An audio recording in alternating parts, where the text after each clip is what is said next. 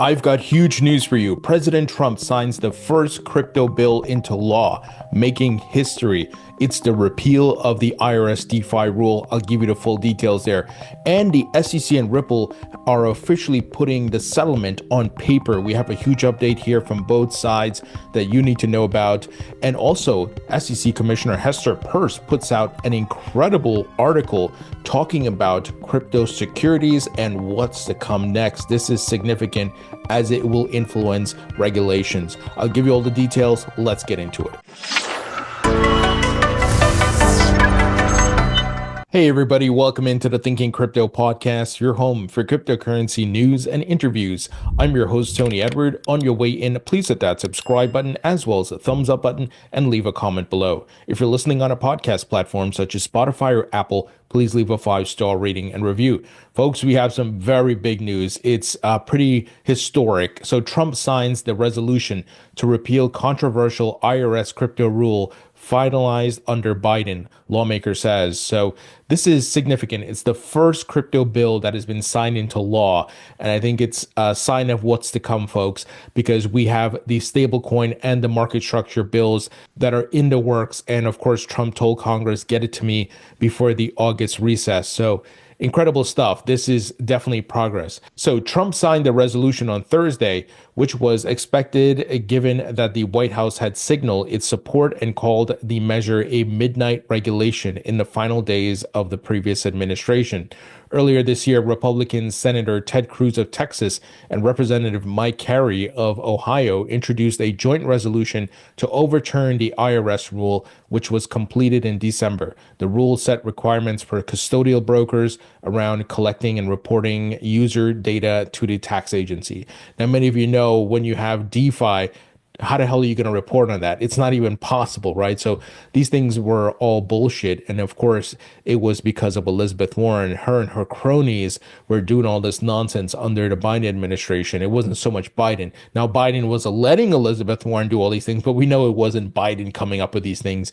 It was Elizabeth Warren, and she had her top generals like Sherrod Brown, who got kicked out, of course, and of course, Gary Gensler at the SEC. Now, here's what Bo Hines had to say. He's the executive director of the Presidential Council of Digital Assets. He said, huge moment, first crypto legislation ever signed into law, repealing the IRS's DeFi broker rule, protects innovation and privacy, another big step toward ushering in a golden age for digital assets. And many of you know, I just interviewed him last week. So if you haven't seen that interview, you got to watch it, guys. It's really insightful. He talks about all the plans the president has and working with David Sachs. And that interview was published earlier today. So huge win for crypto. Despite all the macro headwinds we've been facing with tariffs and so forth, we continue to see progress being made for crypto, the stage being set for mass adoption, which is going to lead to higher prices. Now, folks, big update with the SEC versus Ripple, which we know is pretty much resolved. Ripple came out just about a couple of weeks ago, or just last week, if I'm not mistaken, saying they have reached a settlement with the SEC where they will simply pay the $50 million fine. And this thing is going to be wrapped up. So attorney James Filan, tweeted out, the parties have filed a joint motion to hold the appeal in abeyance based on the parties' agreement to settle. The settlement is awaiting commission approval. No brief will be filed on April 16th. So essentially, we're getting the confirmation from what the folks at Ripple had said, that there's going to be no appeal on both sides, and they're going to settle this thing, and it's just going to go through the paperwork and the process. And attorney James Murphy, aka Metal Lawman, said this tracks with what Ripple's Stuart Alderati previously reported publicly. Both sides are, for the first time, representing to the court that an agreement in principle has been reached. There is no reason to believe there will be any problem getting the commission approval for the deal. Guys, Mark Ueda and Hester Peirce are in charge right now. The lone Democrat commissioner is Caroline Crenshaw, and she's been defeated. And then Paul Atkins just got confirmed yesterday. He's going to be in office pretty soon. So I expect this to go through with no problem. I know some people were waiting for the actual paperwork, which I don't think Ripple would come out and tell a lie publicly and embarrass themselves. I think all of these things have been agreed upon. It's just the process, paperwork, and crossing your I's, dotting your T's, and that's it. But this is a huge win for Ripple and the entire crypto industry, and it should help influence the legislation and rulemaking that may come out from the SEC about what's a security, what's not, and so on and so forth. And the SEC today dropped more cases. So they dropped unregistered securities claims against Nova Labs and Helium. This is really big for the Helium mobile token, which is a DePIN project, which I absolutely believe in. I don't hold it, the token, but I believe in the project after doing some research and interviewing different folks. So this is pretty big, and we continue to see the SEC dropping cases. Now, what's interesting, today, Hester Peirce dropped the following article, and she tweeted out, "We're not saying your crypto assets are securities, but if they are, and we're working on clarifying that, or your company is involved in the crypto industry, here's some disclosure guidance." So, guys, it's a lot. I'm not able to summarize this yet because I'm still reading through it, but it's, from what I'm seeing here, it's a move in the right direction, trying to tell people about the swim lanes. Like, okay, if you swim in this lane, you're good. If you swim outside this lane, it's not good. So I love this. And this, I think, is maybe part one of what's to come, where we have the actual clarity, how they will determine if a crypto asset is a security or not. Because intrinsically, like Judge Torres ruled in the Ripple case, the asset itself is not a security. It depends how it's offered up. You go back to the Howey case, it wasn't the oranges or the orange trees. That would be very stupid, because that would mean the oranges you may have at your home or what's at the supermarket or orange trees in Florida are all securities to this day, right? But it was how Howey was packaging it. It was his schemes. So that's where the delineation needs to happen. How is this being offered up? Is this person promising some sort of return? Are they giving you equity? All these things, right? So the crypto assets themselves on a decentralized blockchain network are not securities, but it goes back to the details of the offering. So once again, I'm going to summarize this. I'm going to try to get some different folks on the law side, on the legal side, I should say, who can come and summarize this, because some of it is some legal jargon, of course. So, but guys, I mean, we're making incredible progress here. This is amazing and very bullish for the future of crypto. Now, quick word from our sponsor, and that is VeChain. VeChain is one of the top layer one enterprise blockchains out there, guys. They're working with many enterprises and brands globally to build sustainability and Web3 applications.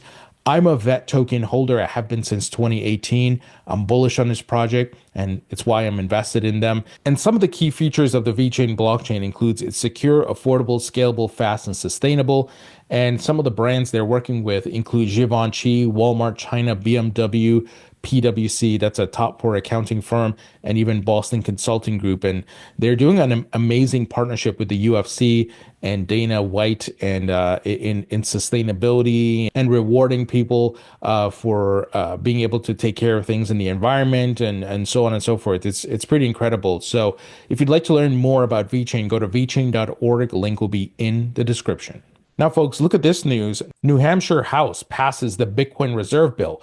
We know there are Bitcoin reserve bills in many states across the US. And now that the federal government is more pro-crypto, has its own Bitcoin reserve bill in play, you could see some of these states, lead the charge here and move quickly. Now, it passed the House, but it will have to pass the Senate and gets further approval. But this is progress. Even if this bill stalls out in the Senate, guys, we know how government works. Sometimes things don't go through the first try, and maybe it's after the third try, right? We've seen that with crypto legislation on the federal level here in the United States. How long have some members of Congress been introducing bills, right? It goes back to like 2016 and things like that. But this is very promising that we are seeing progress, and eventually we are going to see this pass on the federal level as well as the state level. Pretty incredible stuff here. Now, Jack Dorsey's block has launched an open source Bitcoin corporate holdings dashboard, allowing companies to build their own features and track their Bitcoin corporate holdings. Smart move by Jack here. Well, he's a pretty smart guy. I mean, you look at his background with tech and Twitter and much more, right? And Squared as well. Because a lot of companies are starting to put Bitcoin in their balance sheet, and they're following the Michael Saylor strategy model. And we saw the most recent company to jump in was GameStop, and they raised over $1 billion to buy Bitcoin. But also on Jack Dorsey's block side, they settled for $40 million with the New York regulator over AML failure. So AML being anti-money laundering. So we're seeing a bit of a cleanup of some of these legacy problems. Obviously, the biggest being Binance, right? They got hit pretty hard for KYC AML. But, it was the early days of crypto, and now everybody's coming into compliance. The government's won KYC AML, but they're not banning crypto. They're not shutting it down. They're going to regulate it, put the guardrails in place, and they're going to collect their tax revenue, of course. The tax man's going to come to collect, but they're setting up this industry for growth. So, this stuff is like a bump in the road for many of these companies. It doesn't even matter. Now, we continue to see incredible investments into different crypto companies. And here we got Framework Ventures, Fulgur Ventures, co-lead $40 million Series A for Bitcoin life insurance startup. Meanwhile, so I know I've said this many times, but if you're an entrepreneur, you have an idea, a good idea, go pitch it to some of these VC firms. I'm sure you'll raise some capital to start building your business. So based in Bermuda, meanwhile, offers a Bitcoin whole life insurance product, which is a whole life insurance plan based on Bitcoin. Meanwhile, raised $19 million across 2 rounds with participation from OpenAI CEO Sam Altman in June 2023. Now, I had interviewed the CEO, meanwhile, I believe it was 2024. If not, it was 2023. And I think this product will have some significance as Bitcoin adoption continues, especially in the corporate level. And I think we're going to see more of these life insurance items around other assets as well. Now, final news item here, Bitcoin staking protocol Babylon rolls out Genesis mainnet in second stage of its phased launch. So the proof of stake network enables users to earn yield on their Bitcoin holdings while providing economic security for other decentralized applications. This sounds promising. I would still want to, crawl, walk, run with something like this because Bitcoin is not a proof of stake blockchain. But, these guys are essentially creating a layer 2 on Bitcoin to try to do this. And the protocol was launched last August and has accumulated over 57,000 Bitcoin worth over $4 billion in total value locked. So Babylon is a self-custodial system designed to let users earn yield on their Bitcoin, which is locked up in a proof-of-stake scheme to provide security to additional applications. The team is pitching Babylon Genesis as the world's first Layer 1 blockchain secured by Bitcoin. So Babylon also enables users to stake its baby token, BABY, if you want to call it that, or Babby token, if you want to call it that, with rewards split 50-50 between Bitcoin and baby token stakers. According to tokenomics details announced earlier this month, Babby will have an initial total supply of 10 billion tokens, of which 6% will go toward early adopters. So as always, we got to let this thing go into full production. We got to make sure they get all the kinks out and and make sure it actually works before you go put a bunch of money in this, right? You got to test these things. It's technology. It's the early days. I'm not saying it's bad. I'm not saying they're trying to scam you. Just I always believe version 1.0, if anything has flaws, it's going to have its problems. So let's see maybe the second or third iteration of it, then I will look to participate. But it's something that looks promising. And if they get this right, it could be really big for Bitcoin and the future of Bitcoin with yield. So we shall see, my friends. All right, folks, that's the news. Let me know what you think. Leave your comments below. And a great way you can support me is by subscribing to my free email newsletter. It's 100% free. And check out my book on Amazon. It's available in paperback and digital, and my new course at mycryptocourse.com. This is a comprehensive course that covers every aspect of crypto. So expand your knowledge. Knowledge is power. And you can view the full curriculum on the website. What makes this course different from any other crypto course out there? It features expert commentary. You will hear directly from founders, CEOs, investors, and much more. It features videos, full text write-ups, downloadable materials, and much more. So check out mycryptocourse.com if you want to learn more. Guys, thank you for watching and listening. I appreciate you all, and I'll talk to you all later.